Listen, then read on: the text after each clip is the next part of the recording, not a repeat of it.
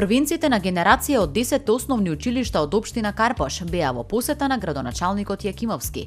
Горд на успешните ученици, тој им подели пофалници и парични награди.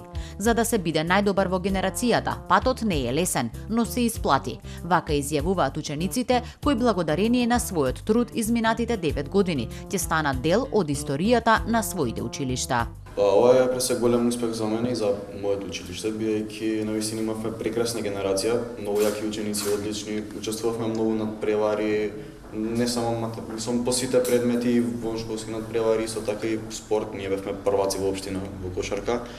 И затоа мислам дека имаше прилично голема конкуренција во моето училиште и сум многу задоволен што јас успеав да бидам првенствена генерација.